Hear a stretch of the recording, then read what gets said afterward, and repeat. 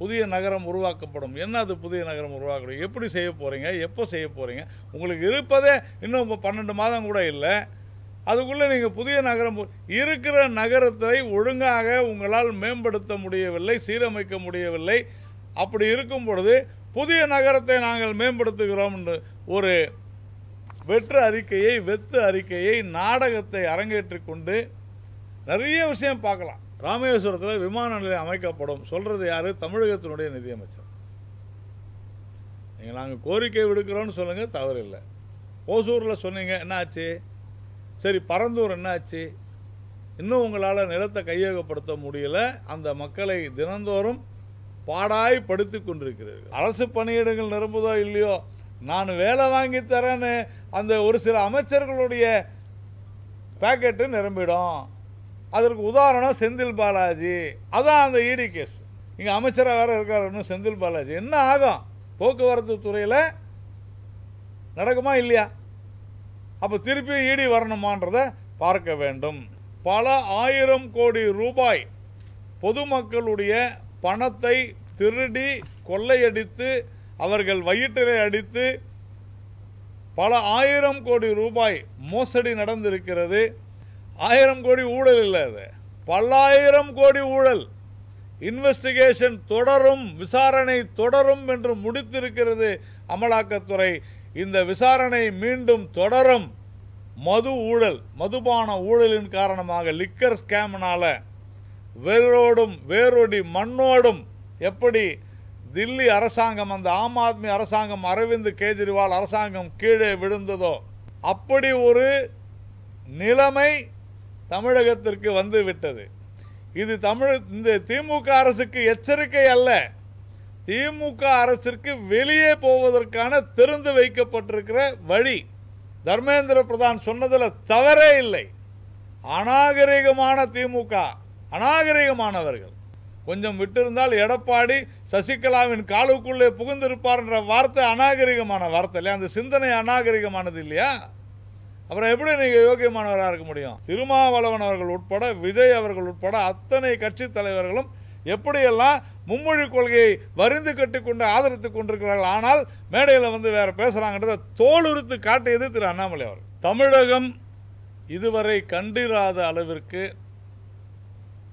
தமிழகத்தினுடைய வரலாற்றிலேயே இல்லாத அளவிற்கு ஒரு மிகப்பெரிய ஊழல், முறைகேடு, இது குறித்து மத்திய அமலாக்கத்துறை நேற்றைய தினம் ஒரு அறிக்கையை வெளியிட்டிருக்கிறது. அன்றாடம் காய்ச்சி என்று சொல்வார்கள். அன்றாடம் உழைத்து அதிலே அரசே கொடுக்கக்கூடிய மதுவை குடித்து அந்த மதுவிலிருந்து அதிகபட்ச விலைக்கு மேலாக 10 ரூபாய் முதல் 30 ரூபாய் வரை அதிகமாக அவர்களிடத்திலே பிடுங்கி அவர்கள் அவர்களுடைய வயிற்றை எரிய வைப்பது மட்டுமல்ல, அவர்களுடைய பொதுமக்களுடைய வயிற்றிலே அடித்து திருடி அடித்து பிடுங்கி 10 ரூபாய் 30 ரூபாய் வரை அடித்து பிடுங்கி அதன் மூலம் பல ஆயிரக்கணக்கான கோடி ரூபாய்களை தொடர்ந்து தமிழக அரசு நடத்தும் டாஸ்மாக் நிறுவனத்தில் முறைகேடுகள் நடந்திருப்பதாக அமலாக்கத்துறை மிக தெளிவாக குறிப்பிட்டிருக்கிறது. இது ஒரு துவக்கம், டிப் ஆஃப் தி ஐஸ்பர்க் சொல்லுவாங்க. அந்த மாதிரி இது ஒரு சிறிய ஒரு ஊசி முனை அளவு தான். ஏனென்றால் மதுபான பாட்டில்களை செய்யக்கூடியவர்கள் அந்த போக்குவரத்து டாஸ்மாக் நிறுவனத்திலிருந்து டாஸ்மாக் மதுக்கடைகள் வரை அங்கிருந்து மது பிரியர்களுக்கு, கன்சியூமர்களுக்கு, வாடிக்கையாளர்கள் வழங்கும் வரை மட்டுமே இதுவரை கண்டுபிடித்திருப்பது 1000 கோடி ரூபாய்க்கும் மேலாக கேஷா. இதில் எவ்வளவு அண்ணா கொண்டாட்டு பிடிஆர் பழனிவேல் தியாகராஜன் அவர்கள் சொன்னது போல பாதிக்கும் மேற்பட்ட வியாபாரம் கணக்கில் வருவதில்லை என்று சொன்னார்.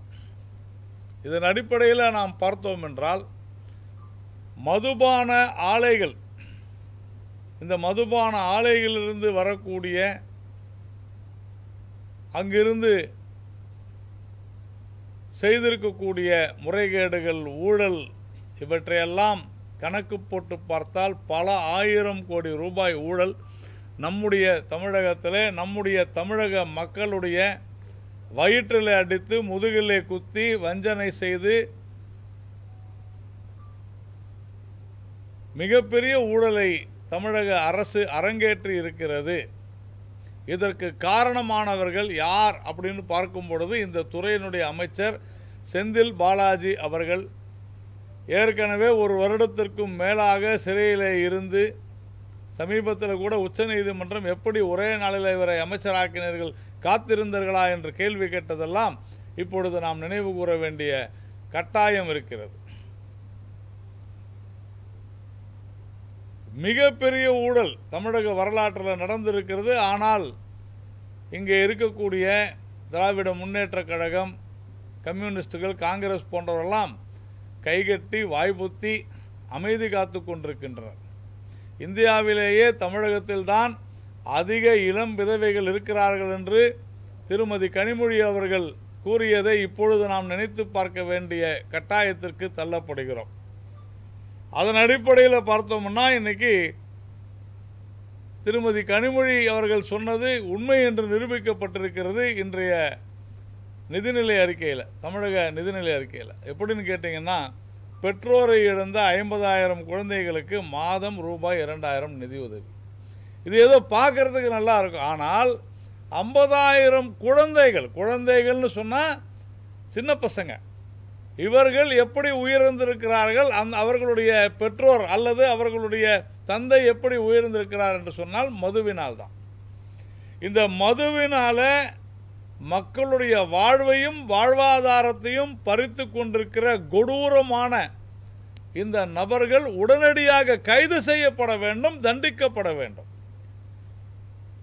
நேற்றைய தினம் அந்த அறிக்கை வந்த மறு நொடி நான் வரி கட்ட மாட்டேன் என்று சொல்ல ஒரு நொடி போதும்னு சொன்ன முதலமைச்சர், அவ்வளவு வேகமாக இருக்கிற முதலமைச்சர் ஒரு நொடியில் செந்தில் பாலாஜியை வீட்டிற்கு அனுப்பி இருக்க வேண்டுமா வேண்டாமா என்பதுதான் நமக்கு முன்னே இருக்கக்கூடிய கேள்வியாக இருக்கிறது. மிகப்பெரிய ஊழல், முறைகேடு, அரசு அதிகாரிகள் முதல் ஊழியர்களிலிருந்து எல்லா இடத்திலும் எங்கெங்கெல்லாம் முடியுமோ அவ்வளவு திட்டமிட்ட ரீதியில் ஒரு மிகப்பெரிய ஊழலை அரங்கேற்றி விட்டு இன்றைக்கு அது குறித்து ஒன்றும் தெரியாதது மாதிரி அமைதியாக ஒரு பட்ஜெட் என்கின்ற பெயரில் ஒரு அறிக்கையை அளித்திருக்கிறார். இன்னைக்கு கொடுத்திருப்பது ஒரு அறிக்கை தான்.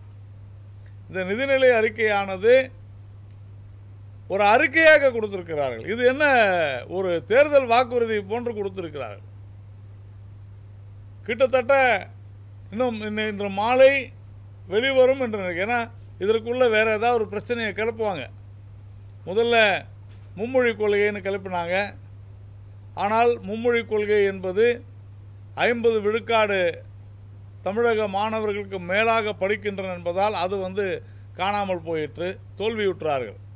அதன் பிறகு டீலிமிட்டேஷன், இல்லாத ஒன்றை இருப்பதாக கற்பனை செய்து கொண்டு கபட நாடகம் ஆடினார்கள், அதுவும் தோல்வியுற்றது. அதன் பிறகு நேற்று நம்முடைய தமிழ் ஒரு நல்ல திமுகவுடைய எம்எல்ஏவாக இருந்தாலும் கூட ஒரு நல்ல தமிழன் கொடுத்த அந்த அடையாள சின்னத்தை மறைத்து வேண்டுமென்றே இந்த அமலாக்கத்துறையினுடைய அறிக்கை வெளியே வந்துவிடக்கூடாது என்பதற்காக எப்படியாவது இந்த நாட்டை பிளவுபடுத்த வேண்டும், தமிழகத்தை நாங்கள் தனியாக இருக்கிறோம் என்று தெரிவிக்க வேண்டும் என்ற அடிப்படையில் தொடர்ந்து முதலமைச்சர் முயன்று வருவதை நாம் இன்று இந்த பட்ஜெட்டில் பார்க்கிறோம். இந்த பட்ஜெட்டில் இன்றைக்கி வந்திருக்கக்கூடிய நிதிநிலை அறிக்கையில் இது ஒரு வெற்று அறிக்கையாகத்தான் இருக்கிறது. அலங்காரம்னு கூட சொல்ல முடியாது. ஏனென்று சொன்னால் அதாவது உண்மைகளை மறைத்ததோடு அல்லாமல் ஒரு பட்ஜெட்டில் என்ன செய்யணும், கடந்த வருடம் நாங்கள் இதை சொன்னோம், இதை நாங்கள் செய்தோம், அதை விட அதிகமாக இந்த வருடம் நாங்கள் செய்வோம் என்று சொன்னால் அதற்கு பெயர் நிதிநிலை அறிக்கை.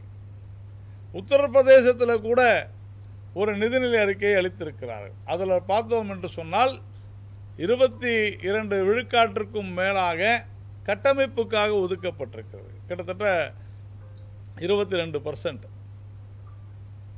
ஒரு மாநிலம் வளர்ச்சி அடைய வேண்டும் என்று சொன்னால் கட்டமைப்பில் கவனம் செலுத்த வேண்டும். ஒரு ஒரு அலங்கார அறிக்கை 2000 கோடி ரூபாய் செலவில் புதிய நகரம் உருவாக்கப்படும். எத்தனை வருஷமாக இந்த தமிழில் ஒரு சினிமாவில் சொல்கிற மாதிரி இந்த அந்து போன ரயில் எத்தனை வருஷமாக நம்ம கேட்டுக்கிட்டு இருக்கிறோம். புதிய நகரம் உருவாக்கப்படும். என்ன அது புதிய நகரம் உருவாக்கப்படும்? எப்படி செய்ய போகிறீங்க? எப்போ செய்ய போகிறீங்க? உங்களுக்கு இருப்பதே இன்னும் 12 மாதம் கூட இல்லை. அதுக்குள்ளே நீங்கள் புதிய நகரம் இருக்கிற நகரத்தை ஒழுங்காக உங்களால் மேம்படுத்த முடியவில்லை, சீரமைக்க முடியவில்லை.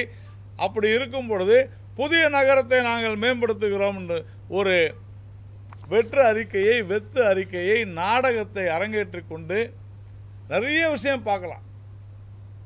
இன்னைக்கு இன்னும் ஃபினான்சியல்ஸ் வரலை. நாம் பார்த்தோம் என்றால்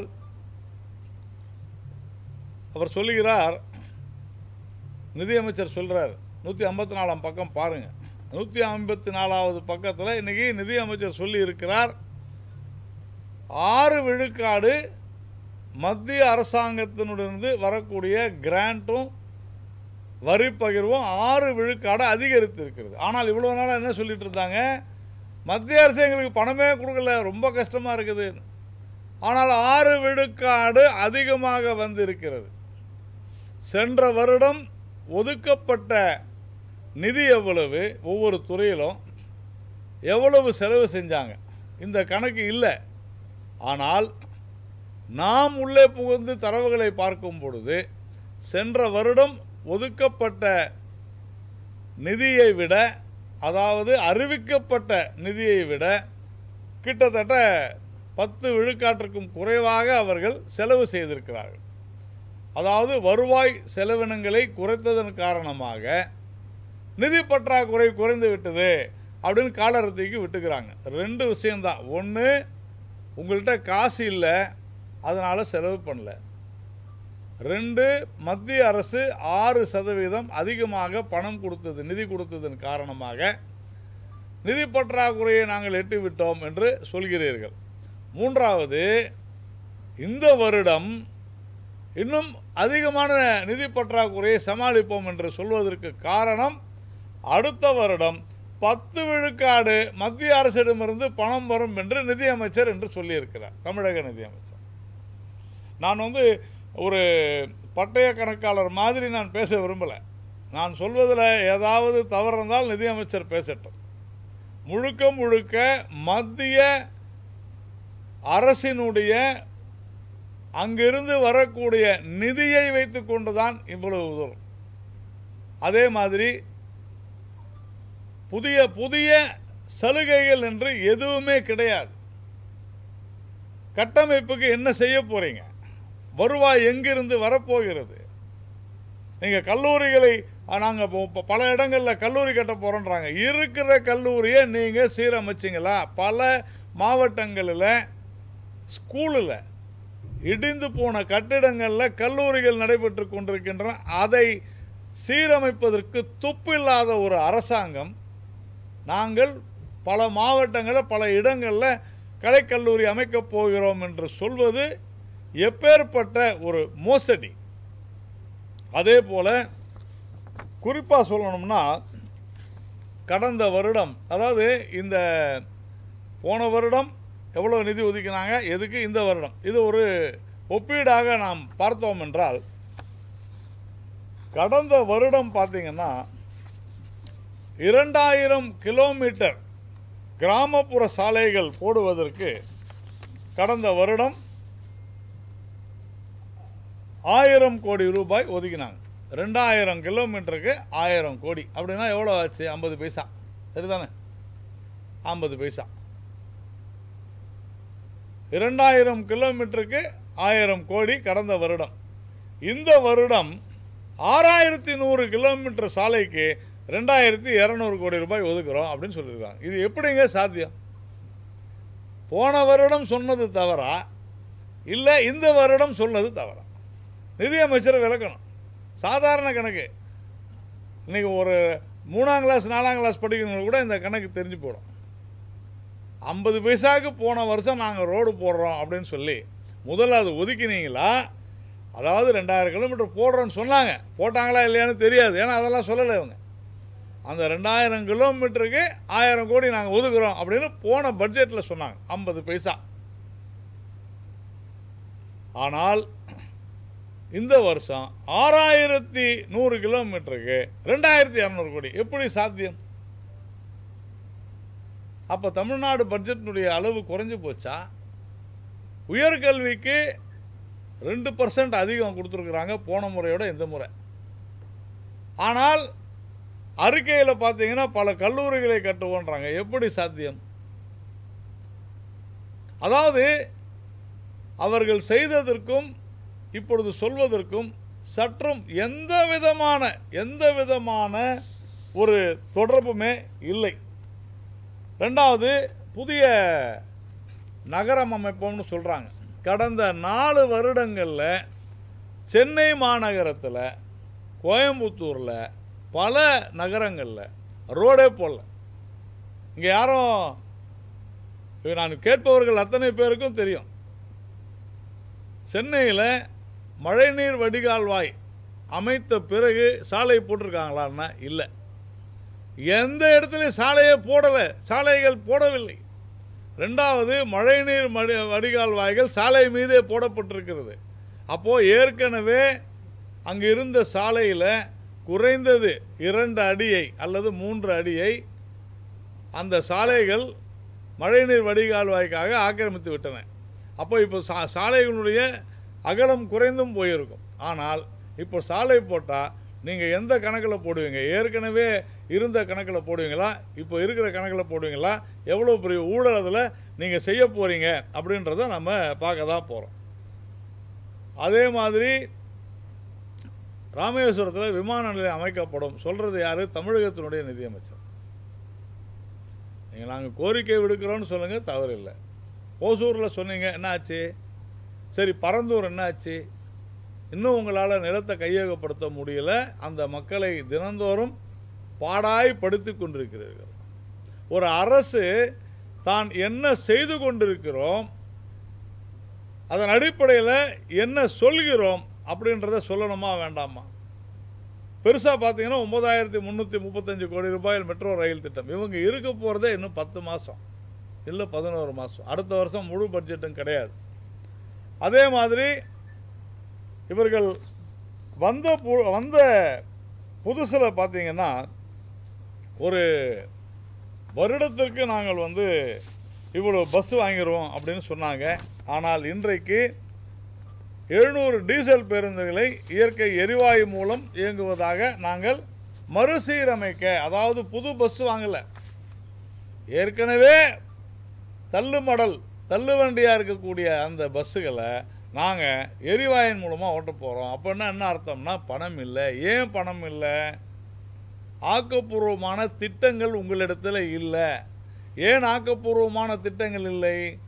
டாஸ்மாகில் எப்படி சம்பாதிக்கலாம், எப்படி பத்திரப்பதிவுத்துறையில் சம்பாதிக்கலாம், மக்கள் பணத்தை எப்படி நீங்கள் செய்யலான்னு பார்க்குறீங்களே தவிர தொழில் நகரங்களை கொண்டு வந்தீங்கன்னா கிடையாது. செமிகண்டக்டர் ஃபேக்ட்ரிக்கு 500 கோடி சொல்லியிருக்கிறாங்க, செமிகண்டக்டர் உற்பத்திக்கு. குஜராத் மாநிலம் இந்த செமிகண்டக்டர் தொழிற்சாலைகளை அமைத்ததன் மூலமாக கிட்டத்தட்ட 30,000 கோடி ரூபாய்க்கு மேலே சென்ட்ரல் கவர்மெண்ட்டை கிராண்ட் கேட்குறாங்க. அந்த அளவிற்கு வேகமாக குஜராத் அரசாங்கம் சென்று கொண்டிருக்கிறது, உத்தரப்பிரதேசம் அரசாங்கம் சென்று கொண்டிருக்கிறது.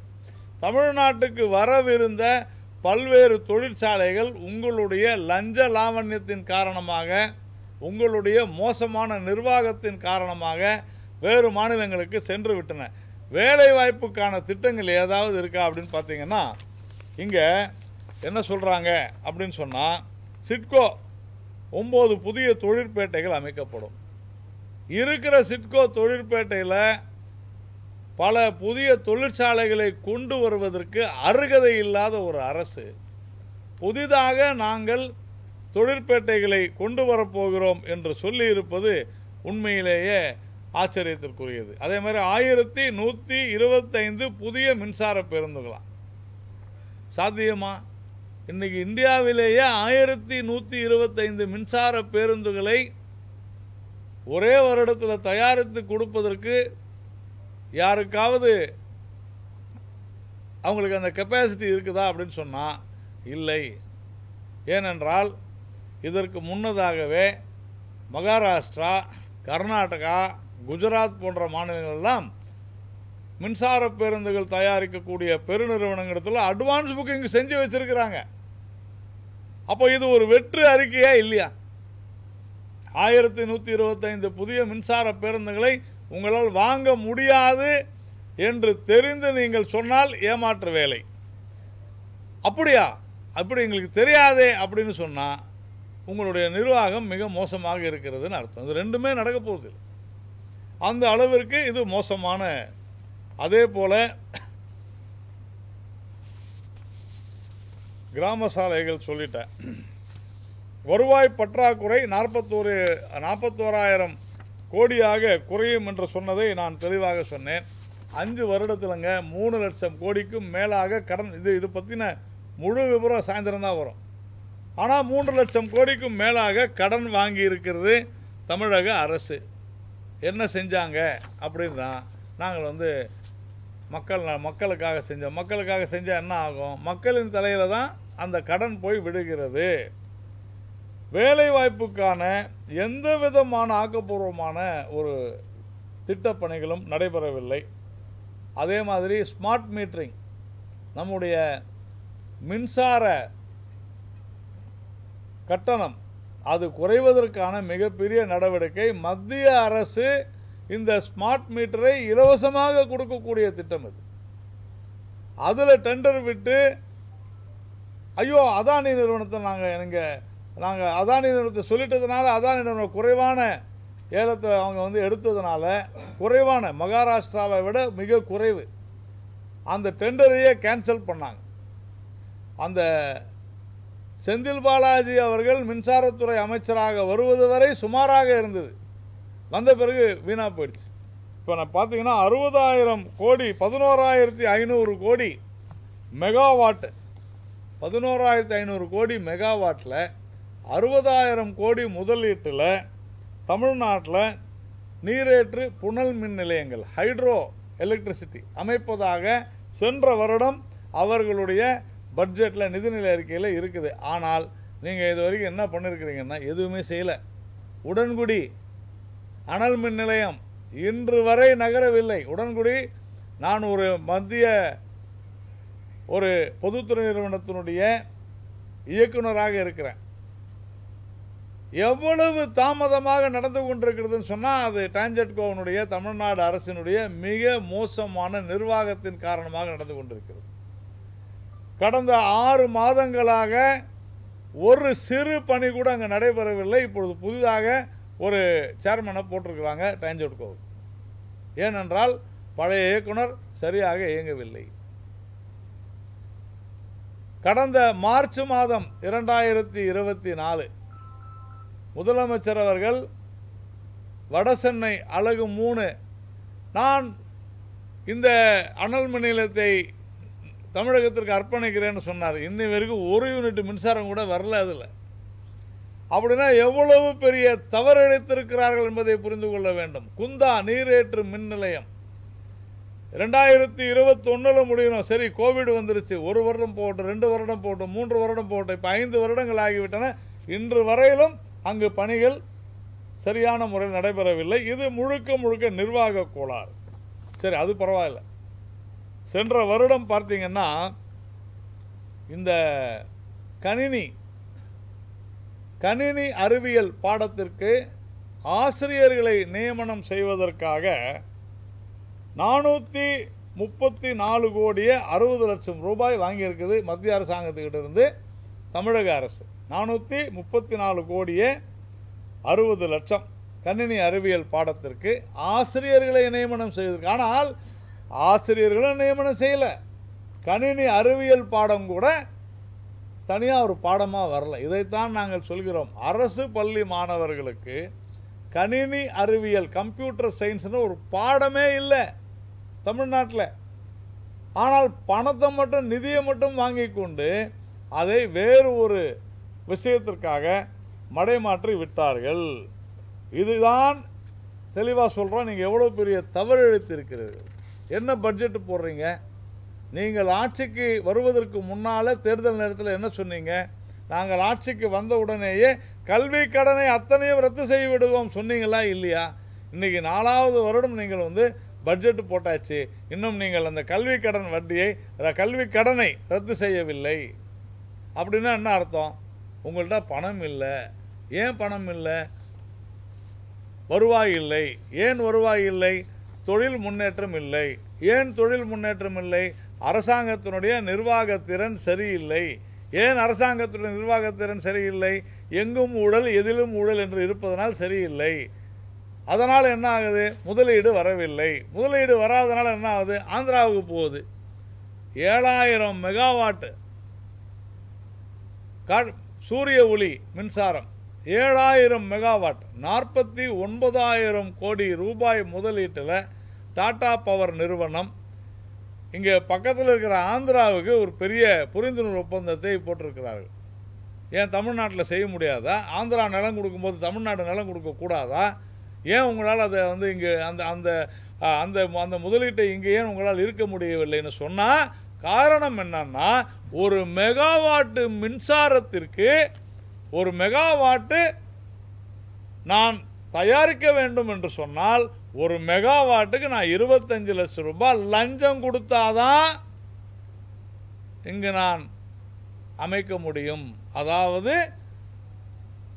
7000 மெகாவாட்டுக்கு 1750 கோடி கொடுத்தால் மட்டும்தான் இந்த தொழிற்சாலை அமைப்பதற்கு என்னை அனுமதிப்பார்கள். அப்படிங்கிற ஒரு மோசமான மிக கேவலமான ஒரு சூழ்நிலை தமிழகத்தில் நிலவி கொண்டிருக்கிறது. வெட்கமே இல்லாமல் இன்னைக்கு பட்ஜெட் போட்டிருக்கிறாங்க. டீசல் விலையை குறைப்போன்னு சொன்னாங்க, குறைச்சாங்களா? குறைக்கல. சரி, அப்போ என்ன சொன்னார் பிடிஆர் பழனிவேல் தியாகராஜன்? நாங்கள் எப்போ குறைப்போம்னு சொன்னோமா அப்படின்னு கேட்டாரா இல்லையா? கேட்டார் முதல்வர். என்னங்க டீசல் விலையை எப்போ குறைப்போம்னு சொன்னோமா? குறைப்போம். உங்கள் ஆட்சி போகுது. இப்போ இனிமேல் உங்களுக்கு பட்ஜெட் கிடையாது. அடுத்த வருடம் உங்களுக்கு பட்ஜெட் இல்லை, இதுதான் லாஸ்ட்டு. அப்போது டீசல் விலையும் குறைக்கலை, கல்வி கடனையும் நீங்கள் நிறுத்தவில்லை. அரசு துறையில் காலியாக இருக்கிற 40,000 பணியிடங்களை நிரப்புவோம் அப்படின்னு சொல்லியிருக்காங்க. அரசு பணியிடங்கள் நிரப்புதோ இல்லையோ, நான் வேலை வாங்கி தரேன்னு அந்த ஒரு சில அமைச்சர்களுடைய பேக்கெட்டு நிரம்பிடும். அதற்கு உதாரணம் செந்தில் பாலாஜி. அதான் அந்த இடி கேஸ். என்ன நாராயணன் இப்படி சொல்கிறாருன்றது இல்லை. 40,000 பணியிடங்கள் இருக்குதுன்னு ஒன்று. இப்போ பாருங்கள் என்ன ஆகும்னா, ஐயோ அரசு வேலை 40,000 இருக்குதுன்னு நிறைய பேர் கிளம்பிடுவாங்க.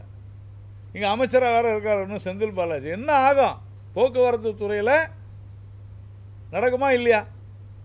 அப்போ திருப்பி ஈடி வரணுமான்றதை பார்க்க வேண்டும். அதே மாதிரி பெருசாக ஒரு அறிவிப்பு கொடுத்துருக்காங்க.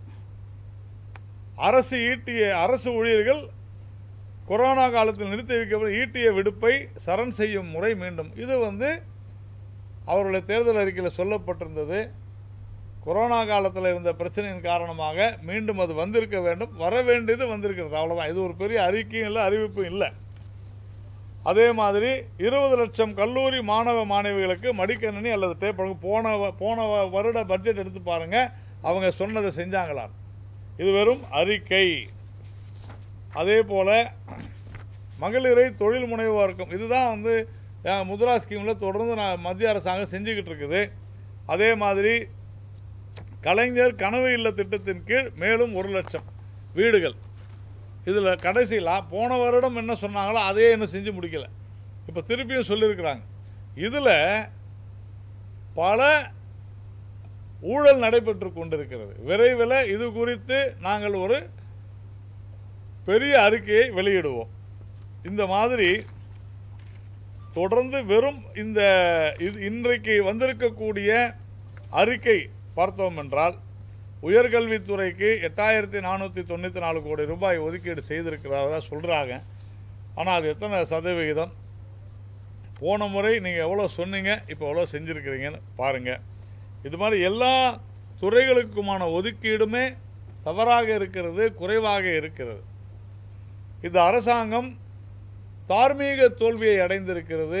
இந்த அரசாங்கம் இந்த நிதிநிலை அறிக்கையை உண்மையிலேயே தாக்கல் செய்வதற்கு தகுதியில்லாத ஒரு அரசாங்கம். ஏனென்றால் ஒரு தமிழ்நாட்டினுடைய வரலாற்றிலே இல்லாத அளவிற்கு பல ஆயிரம் கோடி ரூபாய் பொதுமக்களுடைய பணத்தை திருடி கொள்ளையடித்து அவர்கள் வயிற்றிலே அடித்து பல ஆயிரம் கோடி ரூபாய் மோசடி நடந்திருக்கிறது. எங்களுடைய பாரதிய ஜனதா கட்சியினுடைய மாநில தலைவர் திரு அண்ணாமலை அவர்கள் இந்த மோசடி முறைகேடுகளை கண்டித்து வருகிற திங்கட்கிழமை அன்று ஒரு பெரிய ஆர்ப்பாட்டம் தமிழகம் முழுவதும் அறிவித்திருக்கிறார். கொஞ்சம் கூட ஒரு மனசாட்சி இல்லாமல் மக்களுடைய குடிப்பழக்கத்தை தங்களுக்கு சாதகமாக்கி கொண்டு ஒரு ஏற்கனவே மதுவை நாம் அரக்கன் என்று சொல்கிறோம், அந்த அரக்கனுக்கும் மேல் அரக்கனாக மேலே ஏறி உட்கார்ந்து கொண்டு பாட்டிலில் ஊழல், அதாவது பாட்டிலிங் கம்பெனிஸ், அதில் எப்படி ஊழல்னு சொன்னால் ஒரு பாட்டிலை 3 முறை பயன்படுத்தலாம். 3 முறை பயன்படுத்தும் போது அந்த பாட்டிலினுடைய விலை ஒரே மாதிரி எப்படி இருக்கும்? ஒரு பாட்டிலை உருவாக்குவதற்கு 10 ரூபான்னு சொன்னால் 2வது முறை அது சுழற்சிக்காக செல்லும் பொழுது அதனுடைய விலை 2 ரூபாய் அல்லது 3 ரூபாய் ஆகிடும். ஆனால் அதே 10 ரூபாய் தான் போடுறாங்க. இதுதான் மிகப்பெரிய ஊழல். லிக்கர் ஸ்கேமில் பார்த்தோம்னா மிகப்பெரிய ஊழல் இதுதான். ஒரு 100 ரூபாய்க்கு பீர் பாட்டில் இருக்குதுன்னு சொன்னாக்க, பீர் விற்குதுன்னு சொன்னாக்க, அந்த பீர் அதில் 10 ரூபாய் பாட்டிலினுடைய காஸ்ட். அந்த பீரை குடித்துட்டு தூக்கி போட்டு போயிடுறாங்க.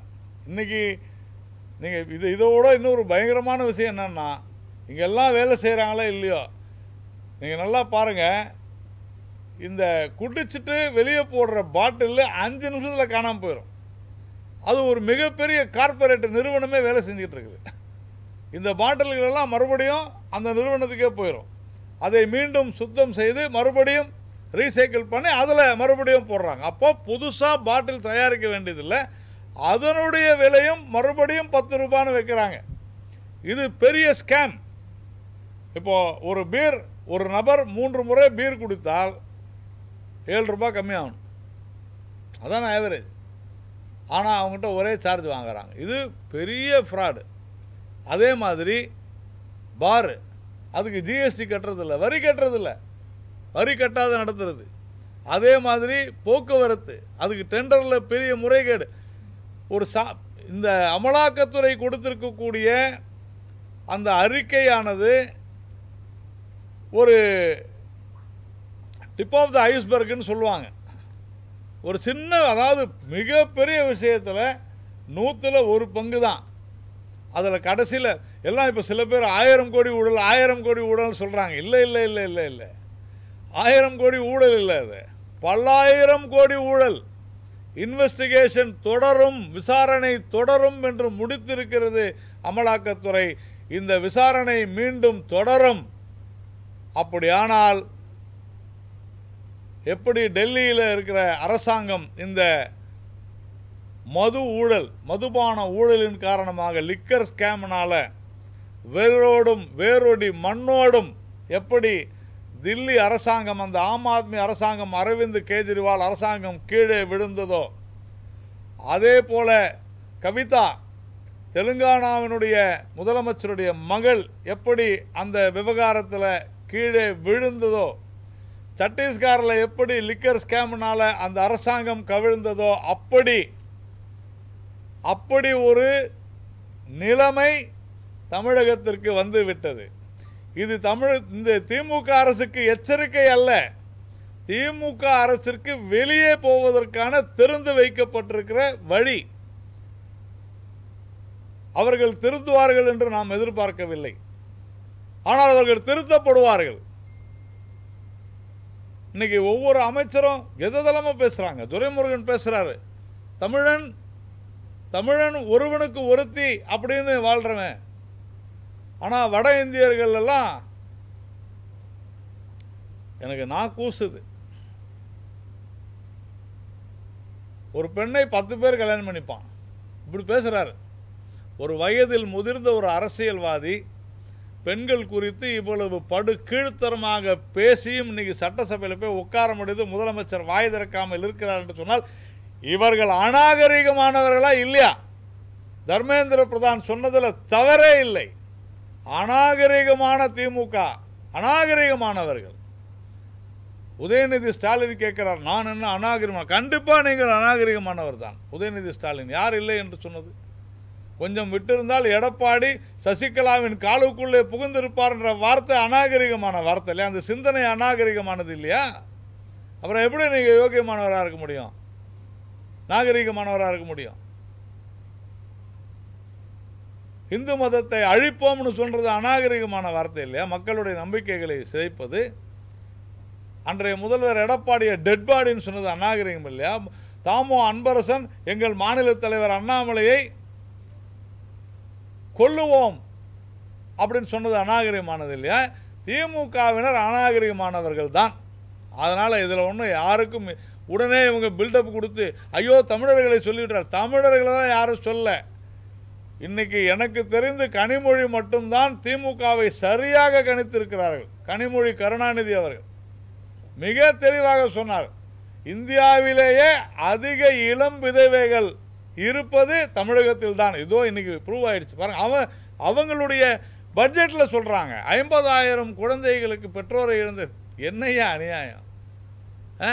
பெற்றோரை இழந்த, எப்படி பெற்றோரை இழந்தார்கள்? எப்படி எங்கள் சின்ன வயசில் செத்து போவாங்க? தமிழ்நாட்டில் மட்டும்தான் நடக்குது. இதற்கு காரணம் மது. தரமற்ற மதுவை கொடுத்து மக்களை கொன்று குவித்து கொண்டிருக்கிறது. அதை தான் ஈடி சொல்லுது மிகப்பெரிய ஸ்கேம், முறைகேடு.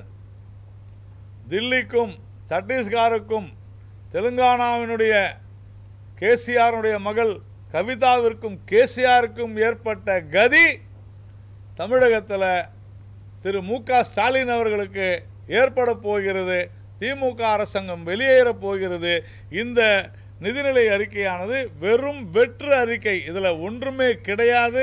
இதில் வந்திருக்கக்கூடிய அறிக்கைகளையும் தயவு செய்து ஊடக நண்பர்கள் நீங்கள் இதில் டொமைனில் இருக்குது, பப்ளிக் டொமைனில் இருக்குது. 24-25 பட்ஜெட் நான் எல்லாம் எடுத்து பார்த்துட்டு தான் நான் உங்கள்கிட்ட பேசினேன். ஒரு 4-5 உதாரணம் சொன்னேன். 24-25 எவ்வளவு நிதி ஒதுக்கப்பட்டதாக சொல்லப்பட்டது, அவ்வளவு நிதி ஒதுக்கப்பட்டதா இல்லை, செலவிடப்பட்டதா இல்லை. அப்புறம் இப்போ மட்டும் எப்படி செய்வாங்க? எதுவுமே இல்லை. சாலை சாலைகள், நெடுஞ்சாலைகள் எதனா சொல்லியிருக்கிறாங்களா? போர்ட்டை பற்றி எதனா வந்திருக்குதா? சரி, நான் கேட்குறேன், தமிழ்நாட்டினுடைய பெயரே வரலன்னு சொன்னீங்கல்ல, இன்றைக்கி இந்த பட்ஜெட்டில் எந்தெந்த மாவட்டத்தினோட எவ்வளோ மாவட்டத்தினோட பெயரெல்லாம் சொல்லியிருக்கிறீங்க, எந்தெந்த ஊரெல்லாம் சொல்லியிருக்கிறீங்க? இப்போ நான் இருப்பது மயிலாப்பூருங்க. மயிலாப்பூர்னு ஒரே ஒரு பேர் கூட வரல. அப்போ மயிலாப்பூரை தமிழ்நாடு அரசு புறக்கணிச்சிருச்சு அப்படின்னு சொல்லலாமா? என்ன மாதிரியான ஒரு கேவலமான அரசியல் இதெல்லாம்? இப்படிப்பட்ட ஒரு மோசமான சூழ்நிலையில் தான் இந்த நிதிநிலை அறிக்கை அளிக்கப்பட்டிருக்கிறது. தொடர்ந்து திமுக நடத்தக்கூடிய இந்த மொழி போர் அப்படின்னு சொல்கிறாங்க. அந்த மொழி போரோ அல்லது இந்த இல்லாத கற்பனை செய்து கொண்டு டீலிமிட்டேஷனுக்கும் அரசியல்வாதிகளுக்கு சம்மந்தமே கிடையாது. டீலிமிட்டேஷன்னா என்ன? அந்த கமிட்டி, அந்த குழுவை அமைப்பது யார் அப்படின்னா மரியாதைக்குரிய இந்திய குடியரசுத் தலைவர். யார் வரணும் அந்த குழுவில்? முன்னாள் ஓய்வு பெற்ற உச்சநீதிமன்ற நீதிபதி வருவாங்க, தேர்தல் ஆணையர் வருவாங்க, எல்லா மாநிலத்தினுடைய தேர்தல் ஆணையர்களும் வருவாங்க. இதில் எங்கேருந்து பிஜேபி இப்படி செய்யுதுன்னு சொல்கிறாங்க? மக்கள் தொகை அடிப்படையில் செய்யணும்னு சொன்னது ராகுல் காந்தி, அப்படி செய்யக்கூடாதுன்னு சொன்னது நரேந்திர மோடி, அப்படி செய்ய மாட்டோம்னு சொன்னது அமித்ஷா போன வாரம் ராஜ்நாத் சிங். ஆனால் இங்கே உட்கார்ந்துக்கிட்டு ரூ அப்படின்னு மாற்றுறேன் அப்படின்னு சொல்லி இப்படியெல்லாம் ஒரு மிகப்பெரிய ஒரு சர்க்கஸை நடத்தி கொண்டிருக்கிறார்கள்.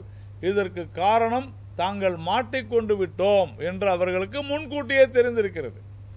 இந்த மதுபான ஊழலில், லிக்கர் ஸ்கேமில் நாங்கள் மாட்டிக்கொண்டு விட்டோம் என்று தெரிந்து கொண்டுதான் மொழி ரீதியாக, மத ரீதியாக, மாநில உரிமைகள் என்கின்ற பெயரில் திரு மு.க. ஸ்டாலின் அவர்கள் தொடர்ந்து செயல்பட்டு கொண்டிருக்கிறார்.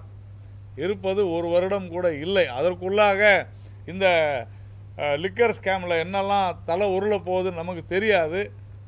அதனால் கடைசியாக இந்த அரசாங்கம் கொடுத்திருக்கக்கூடிய பட்ஜெட் பயனற்றது, பலனற்றது. இது ஒரு வெற்று அறிக்கை என்று சொல்லி முடிச்சுக்கிறேன். நீங்கள் யாராவது கேட்கணும்னா கேட்க.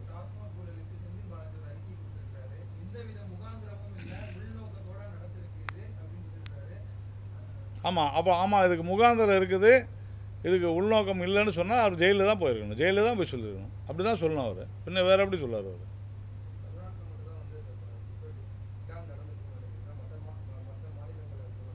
நான் தமிழ்நாட்டில் இருக்கிறேன். தமிழ்நாட்டில் இதை இப்பொழுது அமலாக்கத்துறை தமிழ்நாடு அரசு பதிந்த முதல் தகவல் அறிக்கையின்படி, நல்லா புரிஞ்சுங்க, அமலாக்கத்துறை எப்படி போகுது தெரியுமா? அமலாக்கத்துறை சும்மா போகாது. தமிழ்நாடு அரசு பதிந்த பல முதல் தகவல் அறிக்கையின்படி, இங்கே ஊழல் நடந்திருக்குது, தமிழக அரசு பல இடங்களில் பதிந்த முதல் தகவல் அறிக்கையின்படி தான் இந்த ஸ்கேமை அமலாக்கத்துறை விசாரிக்குது. அதை புரிஞ்சுங்க. யாரு அமலாக்கத்துறையை இயக்குவது யாருன்னு கேட்டிங்கன்னா, குற்றம் செய்பவர்கள். யாரும் குற்றம் செய்யலைன்னா அமலாக்கத்துறைக்கு வேலையே இல்லை. ஃப்ராடு, கிரிமினல்ஸு, மோசடி பேர் வழிகள், மக்கள் பணத்தை கொள்ளையடிப்பவர்கள், வேலை வாங்கி தரேன்ட்டு காசை வாங்கி உள்ளே போட்டுக்கிறது. ஒரு மெகாவாட்டு மின்சாரத்துக்கு எனக்கு 25 லட்சம் கொடுத்தாதான் உனக்கு நான் தொழிற்சாலை ஆரம்பிப்பேன்னு சொல்கிறவங்க, இவங்க தான் அமலாக்கத்துறை இயக்குகிறார்கள். அவர்கள் குற்றம் செய்வதனால அமலாக்கத்துறை அங்கே செல்கிறது. எதுங்க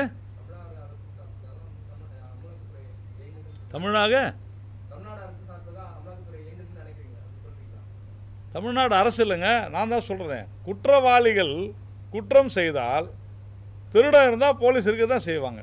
அமலாக்கத்துறை போலீஸு, திருடன் யாரும் நீங்களே பார்த்துங்க.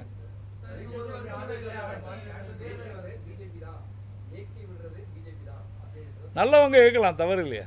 அப்படியே நீங்கள் சொன்னால் சொல்லிட்டு போங்க, நல்லவங்க இயக்குங்க, என்ன இருக்குது? இப்போ போலீஸ் எப்படி இயங்கும்? போலீஸ் எப்படி இயங்கும்? நான் இப்போ அமலாக்கத்துறை போலீஸ் என்ன, போலீஸுக்கு எப்படி தெரியணும்? ஒருத்தர் போய், ஐயா இங்கே தப்பு நடந்து போச்சு, தயவு செஞ்சு எங்களை காப்பாற்றுங்க, மக்கள் நல்லா இருக்கணும் அப்படின்னு சொல்கிறவங்க யாராக இருந்தாலும் அவங்க பிஜேபி தான்.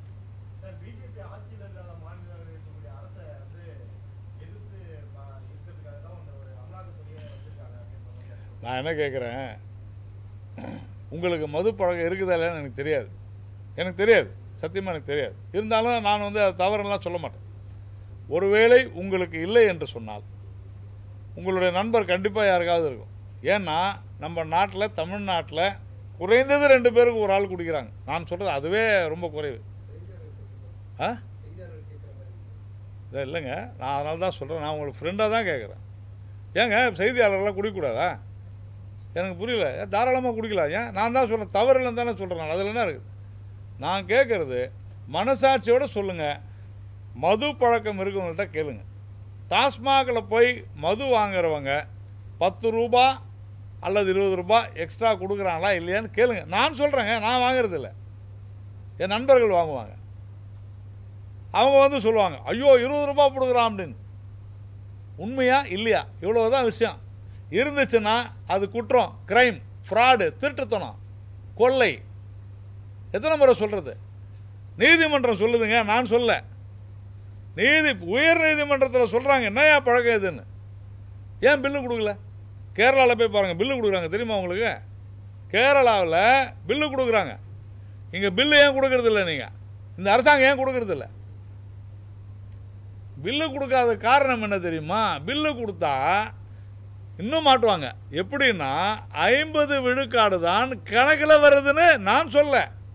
இதற்கு முன்னால் இருந்த நிதியமைச்சர் சொல்கிறார். யார்? பிடிஆர் பழனிவேல் தியாகராஜன். அப்புறமா நீங்கள் அமலாக்கத்துறை யார் இயக்குறதுன்னா பிடிஆர் பழனிவேல் தியாகராஜன் தான் இயக்குறாருன்னு கூட சொல்லலாம். இப்படி அவர் சொல்கிறோம்னா சொல்கிறேன். ஏன்னா அவர் குற்றச்சாட்டு வச்சார்ல, அதுக்காக சொல்கிறேன்.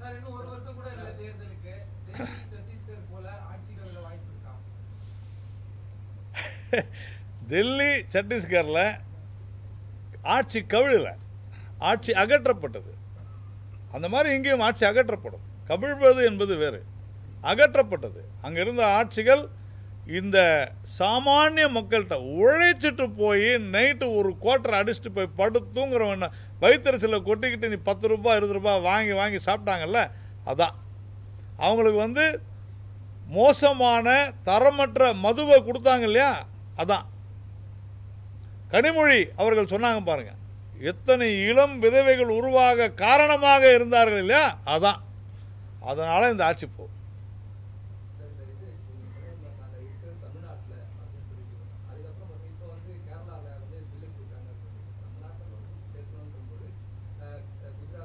ப்ராக்டிஸ்மா, நான் சொல்கிறது ப்ராக்டிஸ். நீங்கள் நல்லா புரிஞ்சுங்க, ப்ராக்டிஸ். நீங்கள் சொன்னது மற்ற இடத்துல திருடலையான, நான் நல்ல விஷயத்தை பற்றி சொல்கிறேன், நீங்கள் கெட்ட விஷயத்தை கேட்குறீங்க. நான் என்ன பண்ணுறது? நல்லதை எடுத்துங்கன்னு சொல்கிறேன். கெடுதலை நாம் ஏன் பார்க்கணும்? நம்ம நல்லா இருக்கணும். அங்கே தப்பு நடக்குது, நானும் தப்பு செய்யணும்னு சொல்கிறது நியாயமா? அங்கே நல்லது நடக்குது, இங்கேயும் நல்லது நடக்குதுன்னு சொன்னால் அது நியாயம். எனக்கு அவசியம். நான் என்ன அங்கே அங்கே அந்த சூழ்நிலை வரும்பொழுது நாங்கள் பேசுவோம். இன்னைக்கு இங்கே நடக்கிற தப்பை நாம் சுட்டி காமிச்சிட்டு இருக்கோம். அதை சமன் செய்கிற அளவிற்கோ ஒப்பீடு செய்தோ நீங்கள் பேசுவது என்பது கேட்டால் தவறுன்னு நான் சொல்கிறேன். நல்லது சொல்லுங்கள், நான் எடுத்துக்கிறேன், தவறே இல்லை. நான் ஏன் கேரளாவை நான் சொல்லி அப்படி கேரளாவை பற்றி நிறைய தவறு என்னால் சொல்ல முடியும். இங்கே அவசியம் இல்லை. எனக்கு இது தமிழ்நாட்டில் இருக்கிறதோட மிக நிறைய தவறுகள் கேரளா நடக்குது, அதை என்னால் சொல்ல முடியும். ஆனால் அது எனக்கு அவசியம் இல்லை. ஏன்னா இன்றைக்கி நம்ம தமிழ்நாட்டை பற்றி பேசி கொண்டிருக்கிறோம். நம்முடைய மாநிலம் தமிழகம், இங்கே அராஜகம் நடக்கிறது, பொய் வேடம் கபட நாடகம் ட்ராமா பண்ணிகிட்டு இருக்கிறாங்க. அரசு பள்ளி மாணவர்களை வஞ்சித்து கொண்டிருக்கிறார்கள். அதை இருமொழி கொள்கை தான். இருமொழி கொள்கை எப்படிங்க வரும்? சன்ஷைன் ஸ்கூலில் இருமொழி கொள்கை இருக்குதா?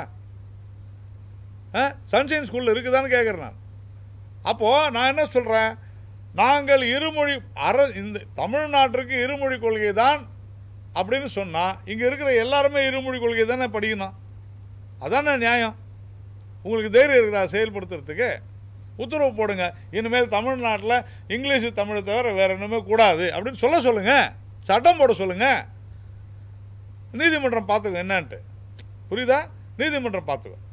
சரி, அதற்கு அப்படி நீ போடுறதா இருந்தால் அதுக்கு முன்னாடி என்ன செய்யணும்?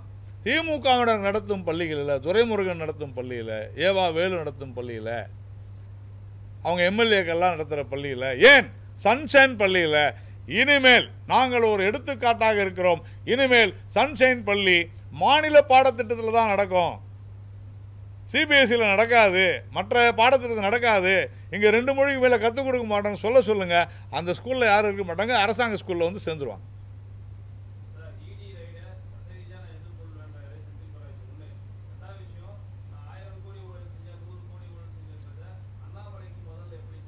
சார், சின்ன குழந்தைக்கு கூட தெரியும் சார், இது ஊழல் இல்லை. நான் தான் சொல்கிறேன்ல, நம்ம எல்லாருமே இங்கே என்ன பிரச்சனை தெரியுமா? தமிழன் நாங்களாம் தமிழன். நான் திருநெல்வேலியில் மேலே நீலநடுன்ற கிராமத்தை சேர்ந்துட்டு அந்த பூர்வீகமாக கொண்டவன். நான் தமிழன். நான் சொல்கிறேங்க, நான் தமிழன் எல்லாருக்கும் திமுகனா ஊழல்னு தெரியும். இதில் என்ன செந்தில் பாலாஜி, நான் சட்ட ரீதியாக தான் எதிர்கொண்டாகணும். உன்னை கைது பண்ணாங்கன்னா நீங்கள் பெயிலுக்கு போகணும், சட்ட ரீதியாக தான் போகணும். அப்புறமா சட்ட விரோதமாக எப்படி செய்ய முடியும் சார்? சட்ட ரீதியாக தான் எதிர்கொள்ளணும். அப்படி தான் எதிர்கொண்டார். 1 வருஷத்துக்கு மேலே ஜெயிலில் இருந்தார். திருப்பி அவர் போகணும்னா அது அவர் தலையெழுத்து. நம்ம என்ன செய்ய முடியும் சார்? நான் சொல்கிறத நல்லா கேட்டுங்க. எந்த வழக்கின் அடிப்படையில் நீங்கள் கேட்டது தமிழ்நாட்டினுடைய அரசு தொடுத்த வழக்கு, காவல்துறை தொடுத்த வழக்கு. நீங்கள் எந்த அரசாக இருந்தாங்கன்னா யார் காரணமோ யாராக இருந்தாலும் ஜெயிலுக்கு தான் போகணும். இன்னைக்கு இதுக்கு யார் பொறுப்பு? அமைச்சர் யார்? இல்லை நடந்து இன்னைக்கு அந்த டீட்டெயில் எடுத்துகிட்டு வாங்க, ஒன்றும் பேசலாம், தவறு இல்லை. அமைச்சர் இன்னைக்கு யார்? செந்தில் பாலாஜி தானே. நான் என்ன கேட்குறேன், நடக்குதா இல்லையா? நான் கேட்பது ரொம்ப சிம்பிள், நடக்குதா இல்லையா? இங்கே நான் சொல்கிற அந்த விஷயம் நடக்குதா இல்லையா? தரமற்ற மது இருக்குதா இல்லையா? குடிக்கிறவங்க யாருக்கிட்டனா போய் கேளுங்க, தரமற்ற மது இருக்குதா இல்லையான்னு போய் கேளுங்க, சொல்லுவாங்க. நான் தமிழ்நாட்டில் பத்திரிகையாளர் குடிக்க மாட்டாங்க, அப்புறமா கோயிலுக்கு போகிறவங்க குடிக்க மாட்டாங்க அப்படின்னா தமிழ்நாட்டில் 90% மேலே எல்லோரும் கோயிலுக்கு போகிறாங்க. நான் பொதுவாக தான் பேசுகிறேன். அப்போது அப்படி இல்லை விஷயம். நான் சொல்வதை தயவு செஞ்சு புரிஞ்சுக்கணும். தரமற்ற மது இருக்குதா? எல்லா பிராண்டும் கிடைக்குதா? நீங்கள் போங்க, டெல்லியில் எல்லா பிராண்டும் கிடைக்காது. நல்லா புரிஞ்சுங்க, டெல்லியில் எல்லா பிராண்டும் கிடைக்காது. எங்கே? ஒயின் ஷாப்பில். அங்கேயும் நம்ம தமிழர்களை கொண்டு போய் உட்கார வச்சுருக்காங்க. சூப்பராக திறம்பட மேம்படுத்துகிறான்ட்டு தெரியுமா? விளையாட்டுக்கு சொல்ல, சீரியஸாக சொல்கிறேன். நான் ஒரு 10 இது அனுப்புகிறேன் உங்களுக்கு. நான் ஏற்கனவே சொன்னேன். நான் அங்கே இதை எப்படி மேனேஜ் பண்ணுறதுன்னு தமிழனுக்கு தான் தெரியும். அந்த அளவுக்கு தமிழனுடைய பெருமை வந்து பயங்கரமாக இருக்குது இவங்க பண்ண வேலை. டெல்லியில் எல்லா பிராண்டும் கிடைக்காது. ஆனால் பக்கத்தில் இருக்கிற ஹரியானா இருக்குது பாருங்கள். அந்த ஹரியானாவில், அதாவது டெல்லிக்கு ஒட்டின மாதிரி இருக்கிற மாநிலத்தில் எல்லா பிராண்டும் கிடைக்கும். தரமான மது கிடைக்கும். டெல்லியில் இருக்கிறவங்க அங்கே போய் வாங்குறாங்க. ஞாபகத்தில் வச்சுங்க. காரணம் என்னன்னா, அந்த அரசாங்கம் செய்த மோசடி. இந்த நிறுவனங்கள்கிட்ட தான் வாங்கணும் அப்படின்னு கட்டாயப்படுத்துறதுனால வந்தது. மோனோபொலி வர்றதுனால என்ன ஆகுது? தரமற்ற மது வருது, கொள்ளையடிக்கிறாங்க. இது ஆர்கனைஸ்டு கிரைம். Organised crime. இது திட்டமிட்ட குற்ற செயல். இதை தெரிஞ்சு தான் செய்கிறாங்க. மக்கள் நாசமாக போகட்டும் அப்படின்ற எண்ணத்தோடு செய்யப்பட்டதால் வந்த வினை. நாராயணனோ ரங்காவோ நீங்களோ அல்லது நம்ம நண்பரோ யாராக இருந்தாலும் இதற்கு கொதித்து எழ வேண்டும். யாராக இருந்தாலும். நான் வந்து மது விலக்கு பற்றியே நான் பேசலை. டெய்லி கையில் கொண்டு போய் 100-200 கொடுத்து குடிக்கிறாங்கல்ல, அவனுக்கு தரமான மது கொடுக்க வேணாமன்றது தான் கேள்வி. நீங்கள் கேட்டிங்களா? மற்ற மாநிலம் எல்லா இடத்துலையும் பிஜேபி ஆள்ற மாநிலங்களில் மது இல்லையா? இருக்குது சார், இருக்குது. ஆனால் அரசே அதை விற்பதில்லை. புரிஞ்சுங்க, டிஃபரன்ஸ் இருக்குது. பாண்டிச்சேரியில் போய் பாருங்கள். ஏன் எல்லாருமே பாண்டிச்சேரினாலே சரக்கு அப்படின்னு சொல்லுவாங்களா இல்லையா? காரணம் என்ன? விதவிதமான சரக்கு கிடைக்கும், குவாலிட்டி இருக்கும். இல்லை, நான் ஓப்பனாக சொல்கிறேன். இங்கே ப்ராப்ளம் என்ன? நீங்கள் டெல்லியில் இங்கே என்ன பிரச்சனை?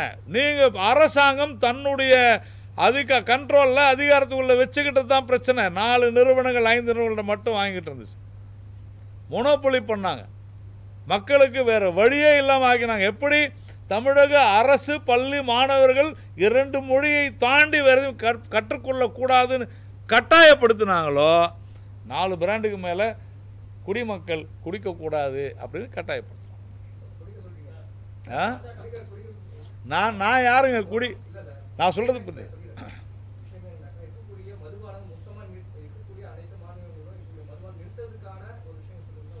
நான் சொல்றது நீங்க இல்லைங்க, நான் சொல்றது புரிஞ்சுங்க. இது பெரிய விஷயம். இது பெரிய லார்ஜ் ஸ்கேலான விஷயம். இது பேன் இண்டியாவில் நான் முடிவு பண்ண முடியாது.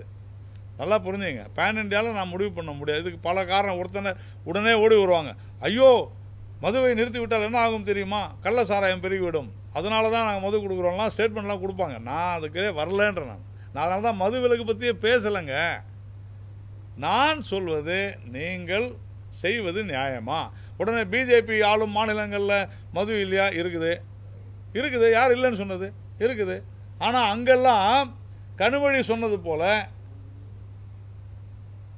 இந்தியாவிலேயே அதிக இளம் விதவைகள் தமிழகத்தில் தான் இருக்கிறார்கள் மது குடிப்பதனாலன்னு சொன்னாங்களா கனிமொழி? தமிழ்நாட்டை தானே சொன்னாங்க.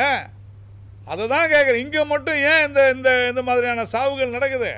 டெய்லி பார்க்குறீங்களா இல்லையா? டெய்லி உங்கள் பேப்பர்லேயும் டிவிலையும் போடுறீங்களே. உங்கள் நியூஸ் 7ல் கூட பார்த்துட்டு தான் இருக்கிறேன்.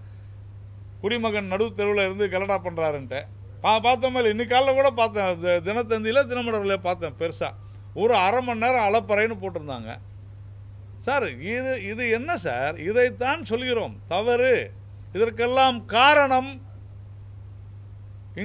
இங்கு வரக்கூடிய மதுதான். டாக்டர் அம்பேத்கர் சொன்னாருங்க, 1937 மும்பை ரீஜனல் கவுன்சிலில் பேசுகிறாரு, மதுவை அரசே தயாரித்து கொடுக்க வேண்டும்னு. யாராவது நாளைக்கு வந்து நாராயணன் இந்த மாதிரி சொல்லிட்டாருன்னு யார்கிட்ட போய் கேட்டிங்கன்னா தயவு செஞ்சு கூகுள் பண்ணி பாருங்கள். 1936 அல்லது 37 மும்பை ரீஜனல் மும்பை கவுன்சிலில் அம்பேத்கர் அவர்கள் பேசுகிறார். தரமான மதுவை கொடுக்க வேண்டும்னா அரசு தயார் பண்ணணும். தமிழ்நாட்டில் கூட இருந்துச்சு டாஸ்கோ. அங்கே இது வந்து என்றைக்குமே வரலாறுன்றது ரொம்ப முக்கியம். அமைச்சரேன்னு சினிமாவில் வர மாதிரி தான் வரலாறு முக்கியம். இந்த அளவுக்கு சீர்கெட்டு போயிருப்பது இந்த அரசினுடைய மிக கொடூரமான விஷயம். சீர்கெட்டு போய் இதை விட இதை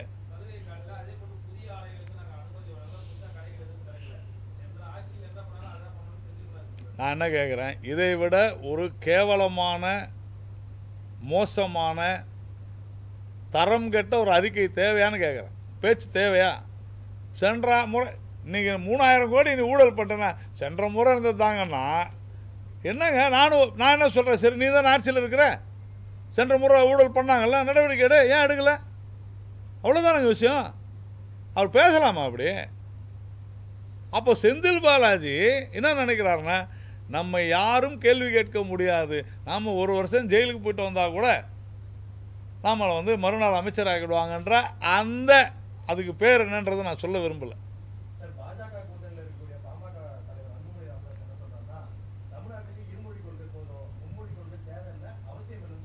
சார் நான் மறுபடியும் சொல்கிறேன், யாராக இருந்தாலும் 50 விழுக்காட்டிற்கும் மேலான மாணவர்கள் 3 மொழி பயிலும் போது ஏன் மீதி உள்ள மாணவர்கள் பயிலக்கூடாது? அதிலும் குறிப்பாக அரசு பள்ளி மாணவர்கள் ஏன் பயில? நம்ம கேட்குற கேள்வி ஒன்று, ஏன் நீ அப்போ நீங்கள் எடுத்துகிட்டு வாங்க, அரசு பள்ளியில் நீங்கள் எடுத்துகிட்டு வந்து சொல்லுங்கள், நாங்கள் 3 மொழி கற்றுக் கொடுக்குறோம்ட்டு மாணவர்கள் வேணான்னு சொல்லிட்டுமே பார்ப்போம். என்ன சார் இது அநியாயமாக இருக்குது? நீங்கள் யார் கட்டாயப்படுத்துறது சார்? நான் சொல்கிறேங்க, இந்த 3 இப்போ இதில் யாராக இருந்தால் என்ன சார், யாராக இருந்தாலும் அதுதான் பதில். 3 மொழின்னு இல்லைங்க, 10. அதனால தான் சந்திரபாபு நாயுடு சொன்னார் முதல் நாள் என்ன, சந்திரபாபு நாயுடுவே சொல்கிறார், சந்திரபாபு நாயுடுவே சார், சந்திரபாபு நாயுடு தெளிவாக மறுநாள் சொல்கிறார், நான் 10 மொழி கற்றுக் கொடுக்கணும் ஏன்ட்டார். முடிஞ்சுதா? கற்றுக் கொடுங்க, யார் வேணான்னாங்க சார்? அதில் தேசிய கல்விக் கொள்கையில் தெளிவாக இருக்குது, நல்லா புரிஞ்சுங்க. நீங்கள் தயவு செஞ்சு படிங்க, அதில் தெளிவாக இருக்கு. எந்த மொழி கற்க வேண்டும் என்பதை மாநில அரசே முடிவு செய்யும். இவங்களுக்கு என்ன பயம்னா, இங்கே நாம் வந்து மலையாளம் கற்றுக்கணும், தெலுங்கு கற்றுக்கணும்னு முடிவு பண்ணிட்டு அப்புறம் மற்றதெல்லாம் ஹிந்தி கற்றுக்கிட்டு இருந்தால் நம்ம பிரச்சனை ஆயிருமே அப்படின்னு பயப்படுறாங்க. ஹிந்தி கற்றுக்கொள்ள வேண்டும் என்று திமுக விரும்புகிறது, அப்படித்தானே? சன்ஷைன் பள்ளியில் நாம் இப்போ ரூல் கொண்டு வந்துட்டா அப்புறமா சன்ஷைன் பள்ளியில் மட்டும் ஹிந்தி, ஆனால் அரசு பள்ளியில் தெலுங்கோ மலையாளமோ அல்லது குஜராத்தியோ அல்லது அசாமீஸோ இருக்குதுன்னு சொன்னால் பிரச்சனை ஆயிருமேனு பயப்படுறாங்க, வேற ஒன்றும் இல்லை.